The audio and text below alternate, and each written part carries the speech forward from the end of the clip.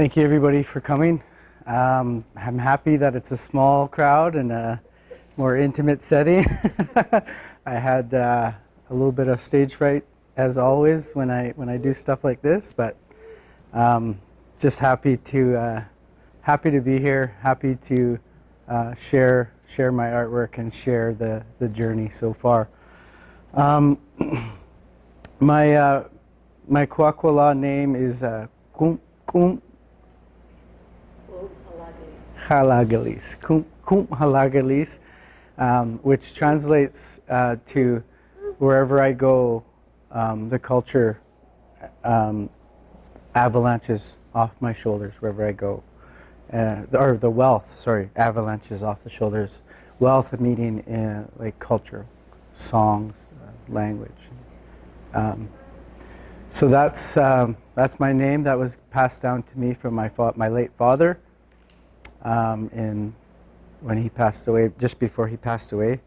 Sorry, my mind is racing 100 miles an hour.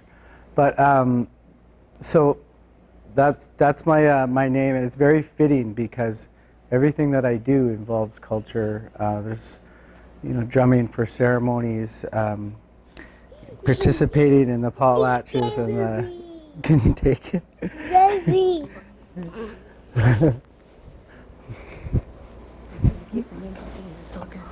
Yeah, I know, it's just hard to focus, that's all.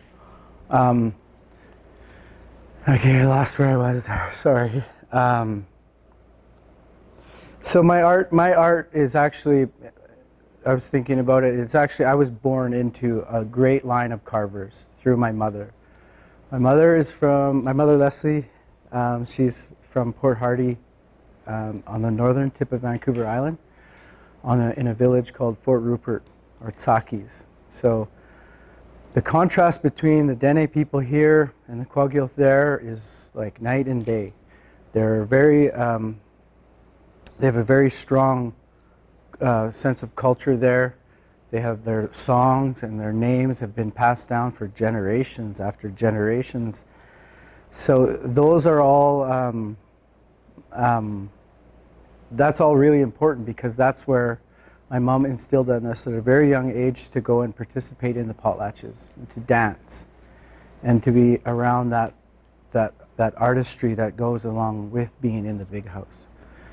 And not only that, my mom had a house full of art because she was from a line of carvers. So, my uncles that were famous carvers, nephews, extended family.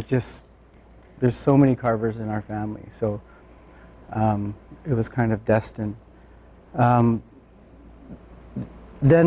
I grew up in Fort Nelson, so like in my earliest memories, I remember traveling. I used to look forward. I wasn't really like an academic student, I didn't really like school. But when I would go out to the trap line, I remember my dad, like the nights were so long, I would look forward to it.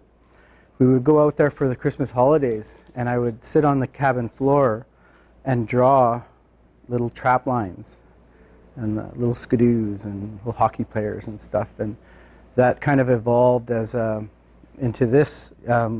This is a drawing that my mom kept from my grade 12 or grade 11 art class, which has there's a nice deer there. So you can see my sketching was starting to take form, and I was starting to develop higher skills. And I really liked art class. That was one of the classes that I really enjoyed. So so those sketches, of the land, like elements of the land, Dene are comprised, like they lived off of the land. So that was that. Things really changed for me in 2007 when I went to, I decided, I'm going to be brutally honest, all right? I grew up in a pretty rough environment compared to some, and I was a rebel, and I lost my license, and summertime, my brother and I went to go visit my mom in Port Hardy. And we were there for a week, and there was a post that said carpentry, level 1 and 2. So we made the decision to stay in Port Hardy. Somewhere shortly after that, we applied for a grant from First Peoples Cultural Council. It was for some money for a mentor to help mentor me, and the other half of it was for tools. So that's kind of what kicked it all off, was a carpentry apprenticeship started down there, followed right up where in the evenings I would be at my Uncle Stan's house carving away.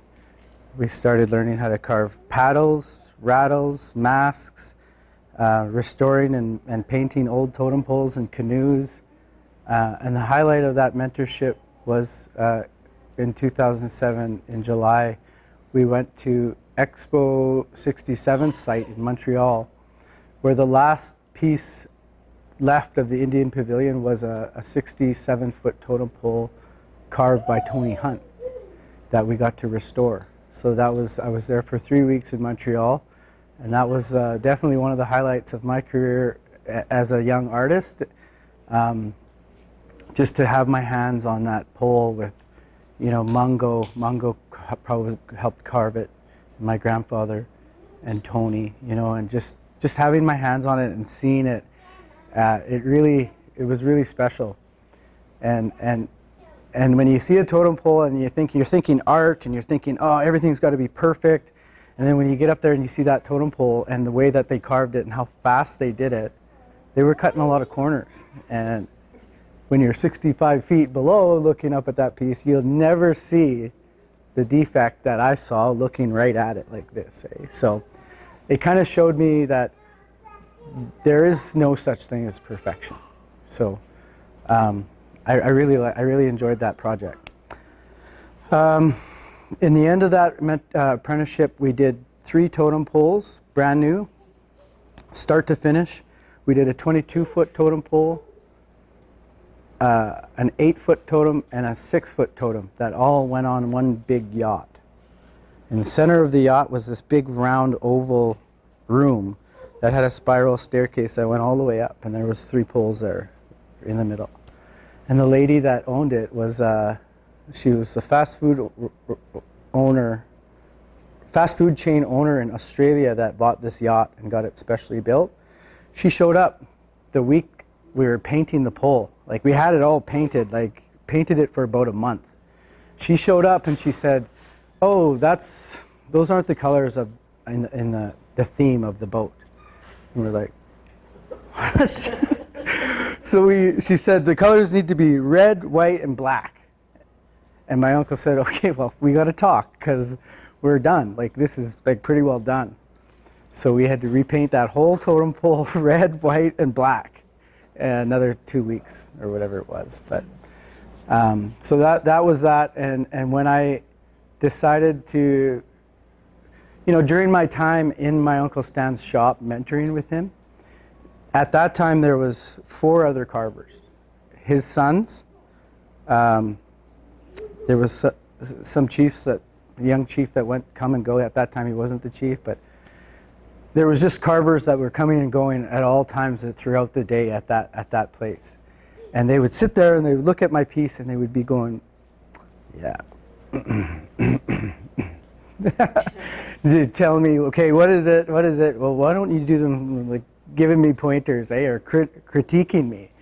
And what they were doing was really making me grow. Can you do that line better? Or, watching Trevor paint, my cousin Trevor, he's like a production artist. He'll do 5 paddles a week. But the way he paints and the way watching him paint his lines was just like magic. The way he puts his paint on. It's the same thing like my Uncle Tony. He could have a huge canvas there and he would just put that black paintbrush on there and I'd be like, that took you 10 minutes, Uncle. And that's just how talented he was. So during my time there, I had a lot of exposure to different artists, different styles, different techniques, different tools. And it was really a great place to learn. I was really lucky. When I moved home in 2010, it was kind of a bittersweet. I enrolled in a jewelry program, a Northwest Coast Art jewelry program out of Vancouver. and I was accepted. I did a week in that program, and then on the final day, on the Friday, they said, "I'm sorry, Curtis." They pulled me aside and said, "Sorry, but you're ineligible to complete this program because you have your level 2 carpentry. You are employable." Just shattered my dreams right there. I was destroyed. I had no money. I was in the ferry lineup, and I had 4 pieces of art that I had to take there to show them, so that they could see my art and say, "Yeah, okay, you're worthy." I had my art in the ferry lineup, and I was like a 3 sailing weight, so I just jumped out of the truck and I was just sitting on the sidewalk carving, and this lady walked by. Hey, I want to buy that off you." "It's not finished." "Well, I'll buy it right now the way it is." "Okay, but I got this one in the car." She looks at that one. "I'll buy that one too." This other guy's walking by and he says, hey, can I take a look?" And then he sees the mask. "Oh, I'll take that." So boom, right there, I went from like being a broke student to having $800 cash, and I was just like, I am, like, this is a sign for sure. So I went back to Port Hardy, packed up all my stuff, told my mom and dad I'm coming home, coming back to Fort Nelson. And my uncle, one of the last things that he said to me before I left was, "When you go back to Fort Nelson," he said, "you're Dene and Quagil. You don't have to be like me. I'm full Quagil. You know, I'm traditional lines." You know, he said, "You can run wild with your artwork." He said, "Just let it flow when you get there." And that always kind of stuck with me, you know, to try and how am I going to incorporate those elements into my art. And slowly but surely, like as you see here, this is kind of I incorporated a moose inside the copper, and the chief is holding the copper, a raven, and a bear, and a thunderbird. So still fresh out of Port Hardy. Then you can see the lines and kind of how they're still. It still kind of looks Quagil. It looks West Coast. I did quite a few of these bear masks while I was there. I had to grab this one. I had to grab this one. This one here I carved and I gave it to my father for Father's Day in 2009. So just a bear mask. It had hair on it, but the hair is gone. One of my biggest inspirations as far back as I can remember was my grandpa Henry Hunt. That's why I brought this. Found this at a thrift store. Yeah, so 1980 he was doing a show in Vancouver. And I thought this was interesting because that's where my mom worked. Raven Gallery, Arts of the Raven. And that gallery was owned by my Uncle Tony Hunt, his oldest son. So I remember, you know, he was 4 years old when I passed away, but this is one of the things that I always knew that this is what he gifted me. And it was always hanging in my mom's house, and you know, I seen it every day walking by, and thought that one day that would hang in my house. And also this piece here, this was a carved knife, a knife that usually when a carver would pass away in our families, all the carvers would get to choose or select one tool from their tool bin. So this is one thing that, or did he gift this directly to me? Yeah, he gifted it directly to me. So beautifully carved knife, beautifully. Hey. And then this knife here is actually, I tried to replicate it as well with this one, but using birch because I don't have. Yeah. So it's cool to replicate that old work because you really do learn new things. They're teaching you new things even though they're long gone. So as things kind of went after I moved back home in 2010, life really did take the fast lane, and I didn't really produce many pieces. not as many as I would have liked, and I wasn't getting the type of quality or craftsmanship that I was happy with, and it took a while before I actually got back into it. It was, I'm not sure what year it was, but since moving home, I finished 3 panels like this. One of them is almost exactly the same dimensions, but it's got an eagle on it. That's on this side of the panel. It's got an egg with a bird being hatched, and then it turns into an eagle, turns into a man, and it was called Reincarnation. That one ended up at the Challow School, and then I did another one that I entered into the 2019 or the 2020 juried art exhibition, and that one didn't get any recognition, but it was a beautiful piece, and it ended up in Japan, which was pretty cool, sending it overseas. And then this one. So when this one came along, the piece of wood, I got it in December. So it was the first time since I left Port Hardy in 2010 that I had a piece of wood that was still juicy. Like, when I say juicy, what I mean is, like, I'll be hitting it like this, like taking some wood off, and it would be literally splashing me in the face. It was so wet, and it was still like right from the rainforest. Yeah, basketball. So that one there was really a pleasure to carve, and at the time when in January, I started it right before the new year, and that was just basically shaping it. It was just a chunk of wood about this thick, and like I had to break it down quite a bit to get to the square, and then it would have been looking like something like this, you know, flat square piece of wood that I had to put a design on. It's funny how when art happens, like there's different pieces throughout my time that really reflect where I'm at in my life. One example is a mirror that I did. So the mirror has a yellow cedar rim that goes around like this, and on the bottom of the mirror, on this side, it's got a guy going up, 2 guys going up. This guy here is like really strong. He's got like, he's like, and the bear's like really strong. And then over here, the guy's got like really skinny bones. And then at the top, there's a bear holding them up too. And then at the top, the 2 men, one of them's holding an axe and the other one's holding a bottle. So the reflection of looking at yourself, the red road on this side, and the road of alcohol, because at that time alcohol was affecting my life as a young man. So that piece ended up at the health center on the FNFN Reserve here.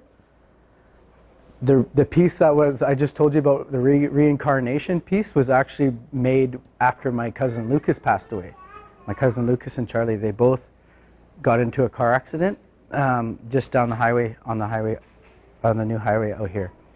And when they passed away, we were at the funeral, at the burial site, and when the funeral was over, we all take a handful of dirt and put it in there, put it in over the casket, and somebody said, "Hey, look, an eagle!" And sure enough, we both looked up. Everybody looked up, and there was 2 eagles going around like that, and they just went higher and higher and higher and higher and higher until they disappeared. So I felt like when we put them in the ground, they were reborn as eagles. So that's what that piece represented. This piece, on the backs of our ancestors, reflects the last 4 years of my life. Well, you could say the last 10 years of my life, because 15 years, getting old. following the path of the drum, you know, learning the songs, learning the language from my grandma, from elders, learning the songs from songkeepers, learning things from people that have passed on now. A lot of the people that I worked with in the first year at FNFN passed away. Florence Michelle was a really,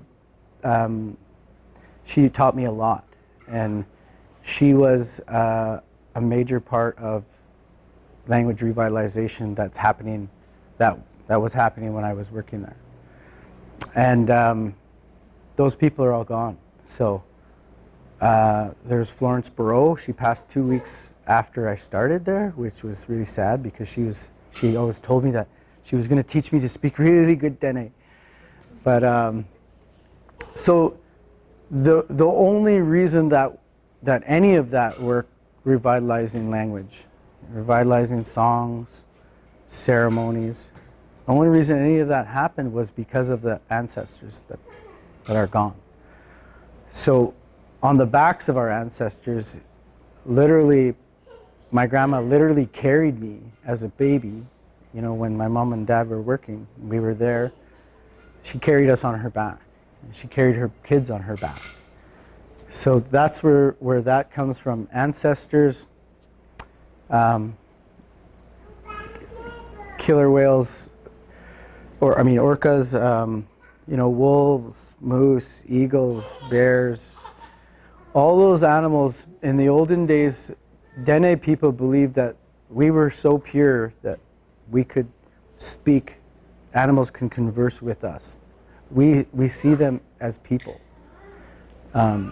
So that's where the killer whale is one of the ancestors, obviously, on the bottom here. And inside of his belly is a seal and 2 salmon. So he's ate a seal and 2 salmon for breakfast. And then this all took me about, I'll just pass this around. This is the original draft, the original blueprint. This all took about, I want to say 10 days just to draft that and to come up with this design. This man here is just, or a woman, is just surfing that killer whale with an eagle perched on her arm, a grizzly bear, another eagle with a turtle standing on a turtle's back. If you look at the original blueprint on this eagle, on this person's arm, there's supposed to be a frog with this raven standing on top of the frog. So that's one thing I picked off after I did all the carving. They're holding up that canoe on their back.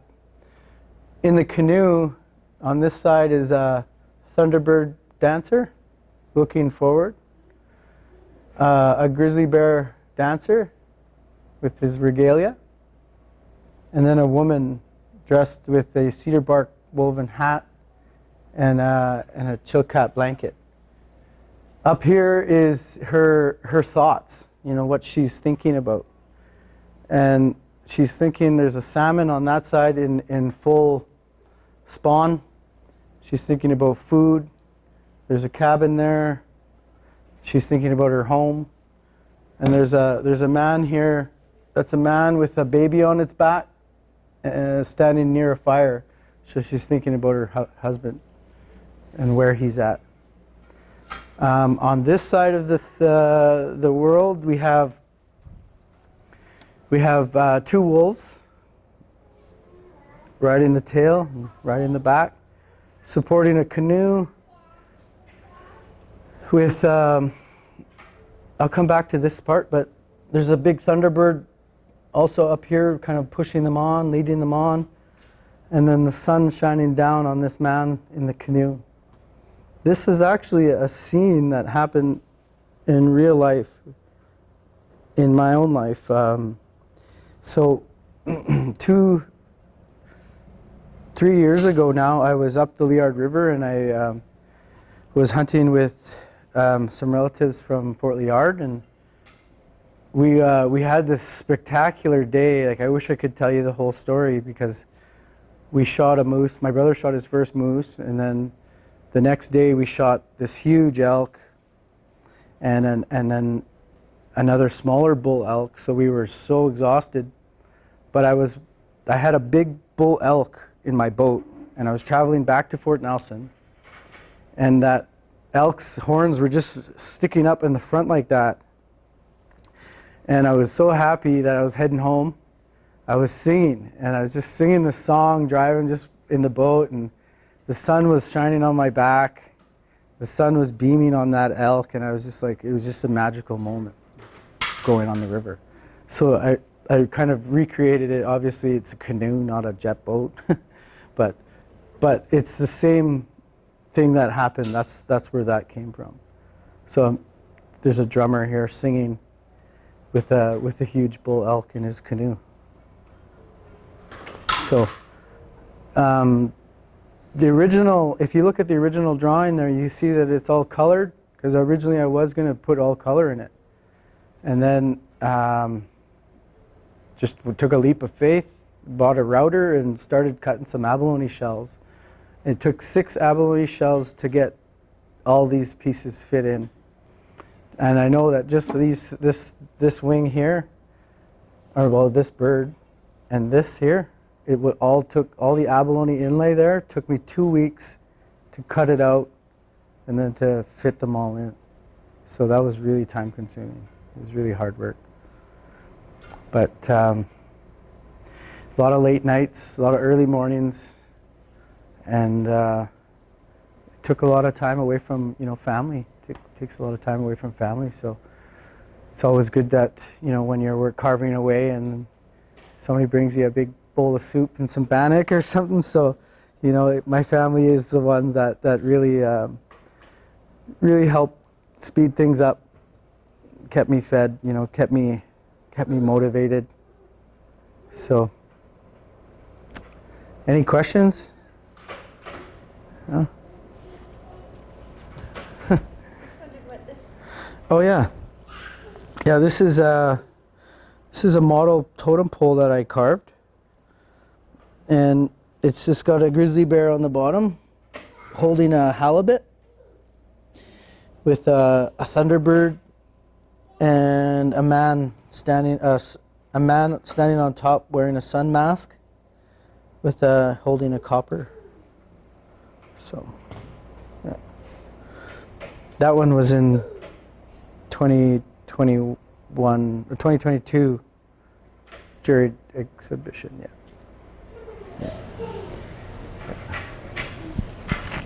And Chris, I have a question about, we were talking about the wood earlier and how it'll start to tell you what you want to form.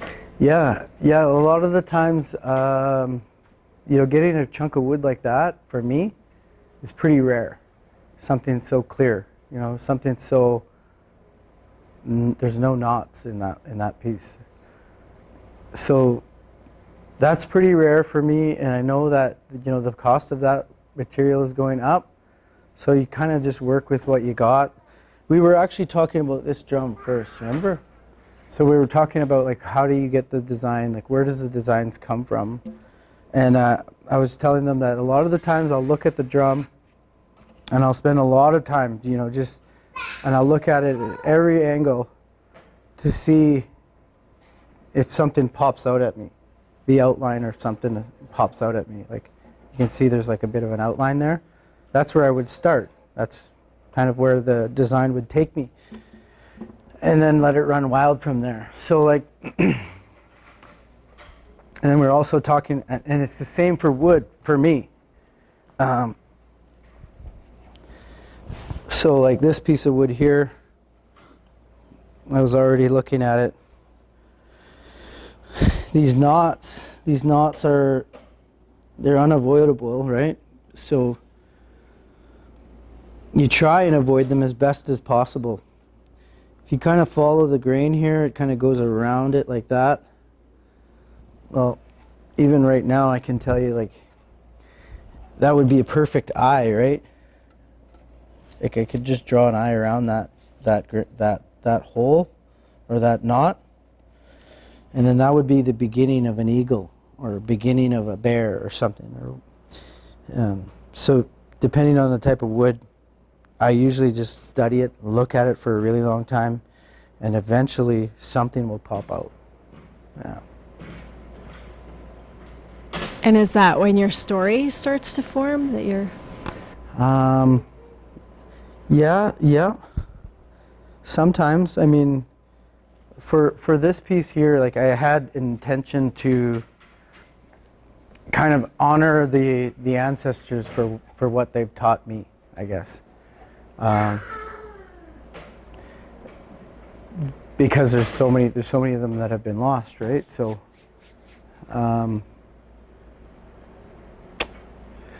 yeah, and then a lot of times too, like I'll design something, and then like I say, it took me 2 weeks just to get that drawing done. Yeah, just to get that laid out properly and to where I was happy. Yeah.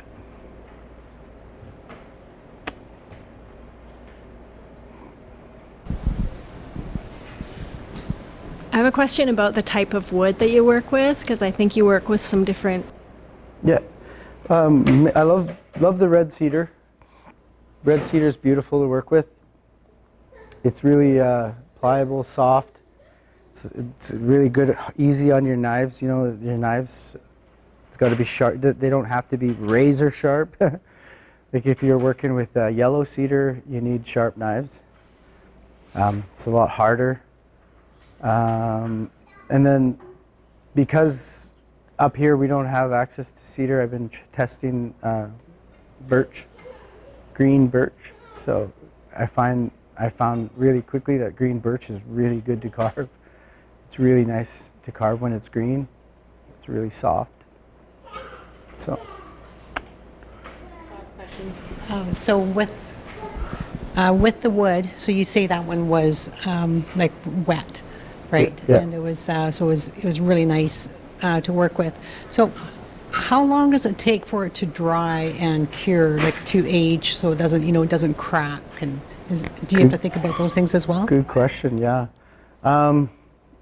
This one here had a huge check that went right through it, but as it dried and it shrunk and it closed it. So, because there was a pretty good crack at the end of it. Sometimes when the tree falls, it cracks and splinters it, right? So, this one here, as you're taking the wood out, you really can tell how fast it gets lighter. Like it was within, I want to say within a month, that thing was pretty dry, because it's sitting in my house, right? The heater's blasting and the fire's roaring all winter. So it did dry pretty quickly. And then these ones here, like I had 2 or 3 of these too. And these ones here, it was unreal. Like they were in the cabin. Like I have this little cabin that it stays cool in there. I was storing all this wood in there, and I brought these pieces into the house overnight. Big crack right through it. Like, yeah. So these ones were probably actually about like this, but because when I brought it into the house and left it overnight, boom, they both had big splits, and I had to cut off quite a bit. Yeah. So I lost quite a bit, but yeah, I was pretty happy to, like, I was like literally happy tears when they announced that I won this, because I put a lot of effort into it every year up until, every year I would put my heart and soul into whatever piece I was making to trying to get that award. And it was the last piece that last year when I entered, I really was feeling really discouraged, like from just disappointed, I guess. And I wasn't going to put this piece in. I wasn't going to enter it until, you know, Talia really encouraged me to enter it. She said, it's a nice piece, you'll probably win. So we did enter it, and I'm happy that I did, because I think you know, it's really going to open a lot of doors. I think with it already has. I mean, like, it already has. I'm here right now, so very grateful, very blessed today. Yeah. And I think that the reasons why I didn't want to put it in there was, you know, I'm the only carver probably north of Prince George, and you know, the real carvers market is down, you know, in Vancouver, so it's hard to put my pieces beside anything else that is, you know, created up here, because it's almost like a foreign language to some people. So so I guess that's one of my challenges. Oh, another project too that's really cool that Nancy also was supported me on was the Hudson's Hope Métis Society built a longhouse in their community last summer. So this was in June. It was on June, right before my birthday. So it was June 15th.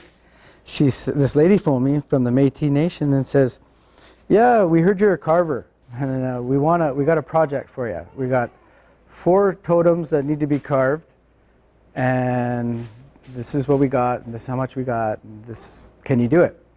And I said, "So when do they have to be done?" She's like, "August 15th."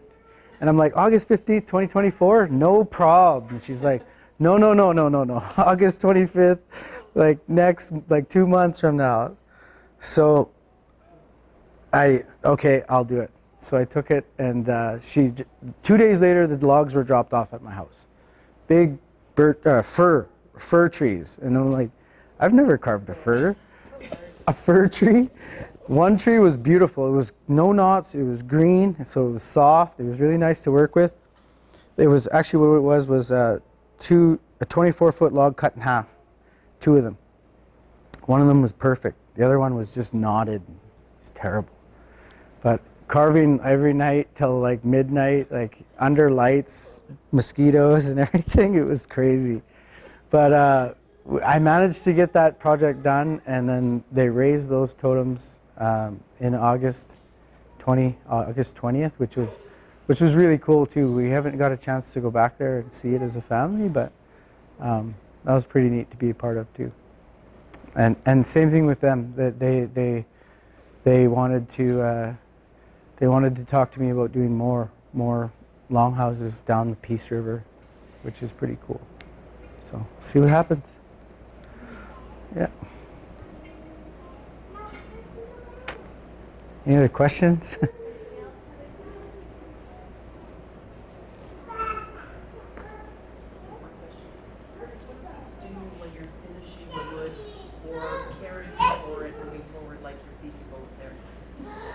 Yeah,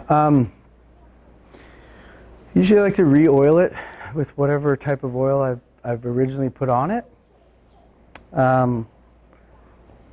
That piece there, I don't know, you'd have to look at it really hard, but I use like a cherry finish, a cherry varnish or cherry on here in the background, and then up front, all the top is all clear coat. So I did use 2 different types of finish on it. And I don't really think that you could really tell the difference, could you? If you really eyeballed it. But usually just some type of clear coat varnish. Linseed oil is also popular. I think this one here I used, what's that oil called? Oh, I can't remember it. It'll come to me. Minwax. Yeah, Minwax.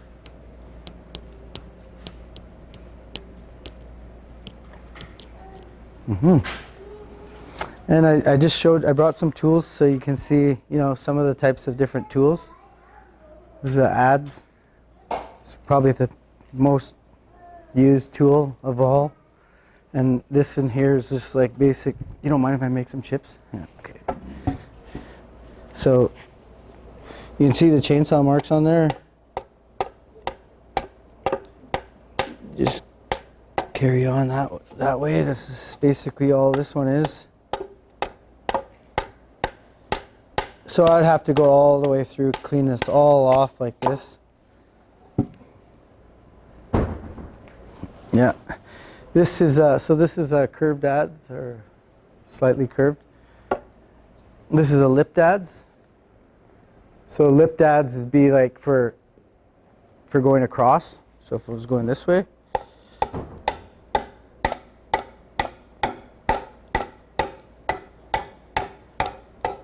Or if I wanted to go really, really, really deep. And then you have your straight knife, which is perfectly straight, double edge on the blade side. Those would be used to carve like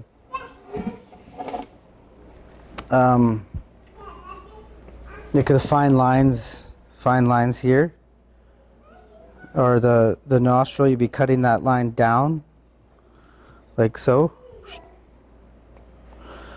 So this is used to carve the fine lines. This one here would have been used to carve all these smaller lines, the teeth and everything. And then you have your hook, full hook curve knife. It'll use these ones here to it would have been used a lot in here. Going like this. Same thing on this side. That's how that would be used. And then also for a lot of this stuff, like once I got close, I used a lot of chisels to get in here, but I would use this to kind of smooth it off afterwards. This one here used to be a full hook like this one, but it broke, so I just kind of curved it off, and it's just a planer blade now. So these planer blades, they just got a slight curve, and that's really useful for smoothing off, to make it perfectly smooth. And that's like putting the knife on a 45 like that, and just taking off like nice long pieces to make it as smooth as possible. So the planer blades would be used a lot to finish. Just your basic Japanese pull saw. I use these a lot nowadays. Anytime I'm going down or taking a piece off, cutting off the ears. I used this pull saw a lot when I started with this flat, coming down here, coming down here, coming down here. So this is a really, really useful tool. These are the main ones, and then I use these. Nowadays they use these a lot because they're so sharp and they take out wood so quickly when you know how to use them properly. Is these gouges. These Henry Taylor's tools. These ones I was able to purchase through a grant that I got as well. So I bought 2 sets of these because they're so useful. Like going straight down, or going straight in. They just take out wood so quickly, and they're really nice to work with when they're sharp. There also, obviously there'd be, like larger hand saws or a chainsaw, depending on how big the piece is. For the abalone, abalone inlay, when I did this piece, I knew that there was going to be a lot of abalone, so I just basically took a piece of paper and I drew out every piece that I wanted to lay out. So I had like 4 pieces of paper with all these little pieces that I had to cut out. And then once I got the abalone, I got 2 shells. She gave me a shell, and you gave me a shell, and I started cutting it with a file and a hacksaw, and that got old really fast. So I went and bought. We went to Fort St. John and we bought a Dremel with a little disc on it, and then I started really cutting that out fast, and it made it very easy to shape it, and so that's what I used to cut the abalone, and that works really, really good. And then these pieces inside here, like these, you can see his earring. Those are just tacks, nails, copper-headed nails. His nostril. These are all just tacks. Like this guy's got quite a few of them. The nipples, and his earring. Yeah, that's just one of the tricks that Uncle Stan taught me.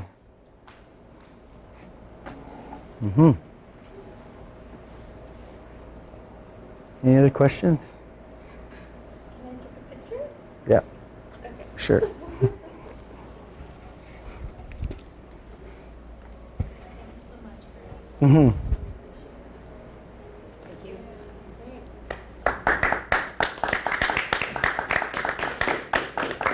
Thank you. Thank you all for coming. I have some door prizes. So I don't know how to do this. Okay. I'll go grab the prizes.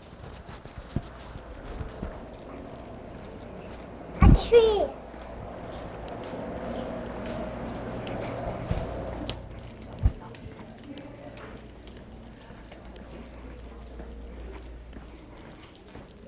Oh, am I going to get locked out?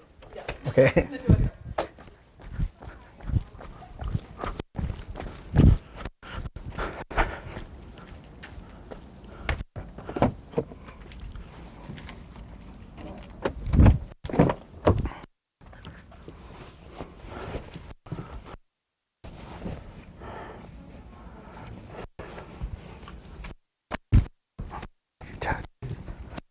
We have 4.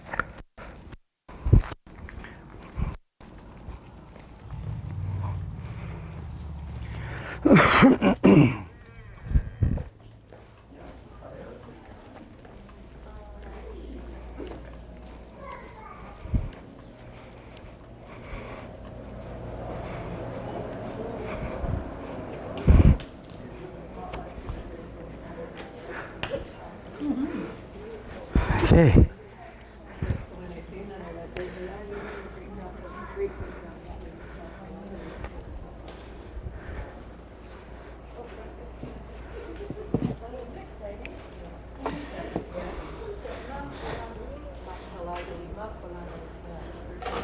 Okay, so one thing I didn't mention, through COVID, there was a lot of money around for artists, like a lot of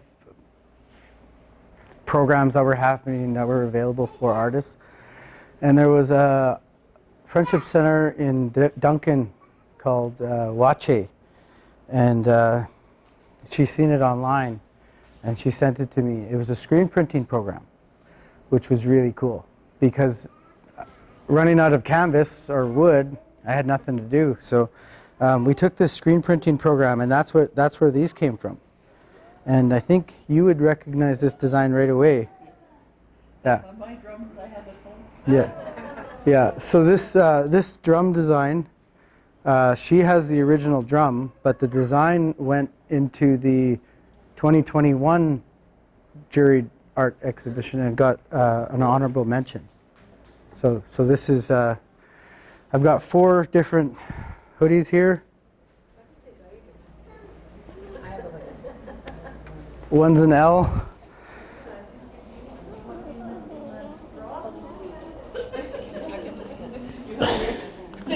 Limited sizes, so yeah, she has a few of them. And this one is a M.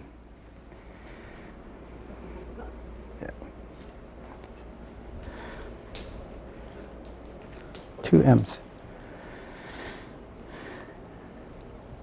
We almost have one for each person here. 1, 2, 3, 4, 5. Yeah, we do. Everybody gets one. I think. Hey? Yep.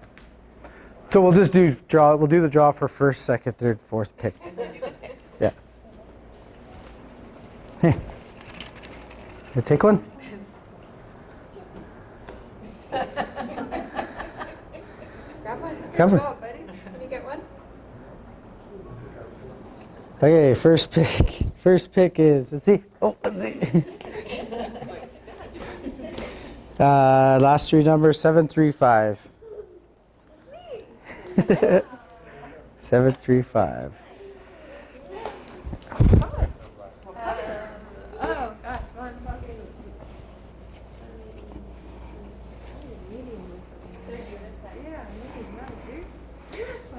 These, I think these are the bigger sizes here.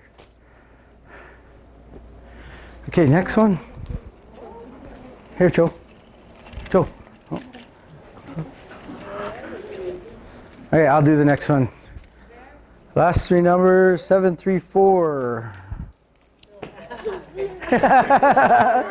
Hey, you get first pick. Yeah. What are these ones here? These are just a different design, but they're Maybe this one here? Yeah. There's a hoodie. Yeah. Maybe they're bigger. see what size they're. This one here is a triple, I think. This one's This is a double X. 3X. Oh, that one. Yeah. Quite big. Yeah, this one. So this is a Drum Dance in Heaven design. Oh. Oh. Oh. Oh. Drum Dance in Heaven, and then Moose High. Grandma with Moose Hide, yeah, Oh, nice. yeah, and a Thunderbird. All right. Thank you. You bet. Crashed? 738.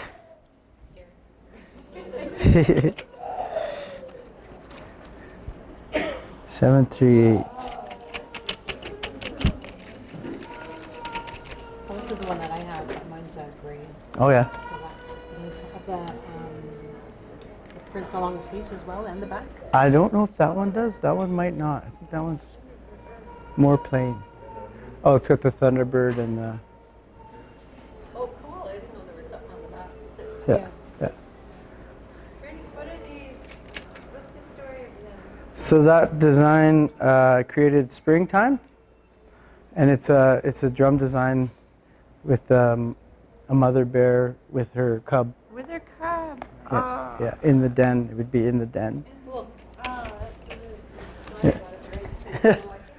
Yeah. 737. Hey, right on. Right on. Yeah. Oh, poor guy. Last one, 732. John, right on. You bet. Thank you for coming. That's it. I thought I had enough, but That's it? yeah. Do I get something? Yeah. That's the last one, yeah. Right on. Thank you, everybody. Thank you. Yeah. Yeah.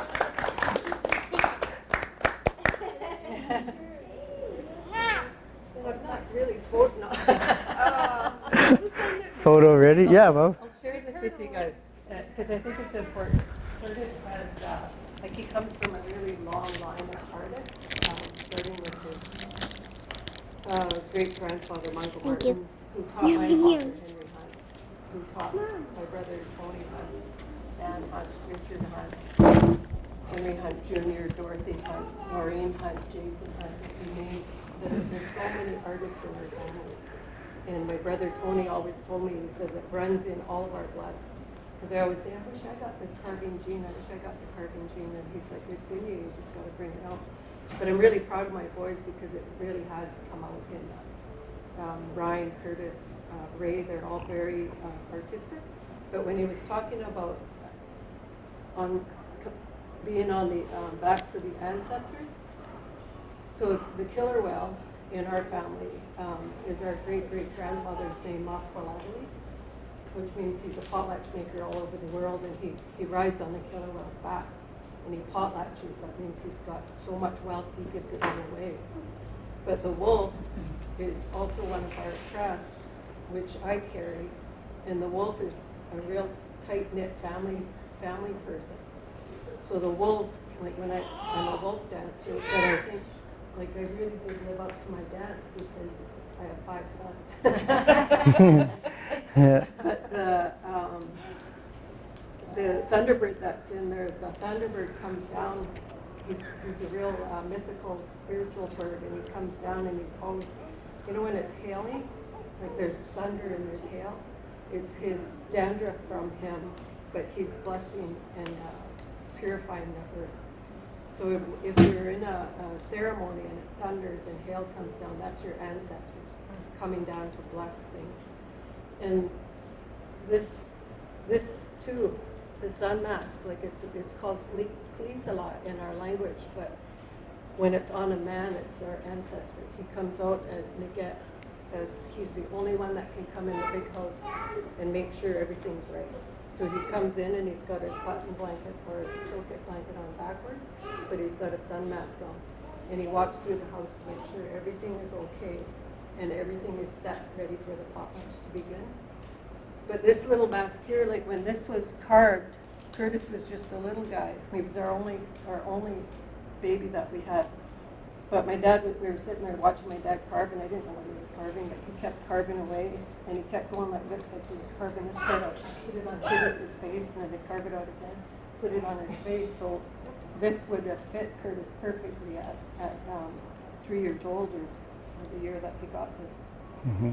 But I think that the power of our ancestors and how it comes out in our children. This little guy, like he's an old soul.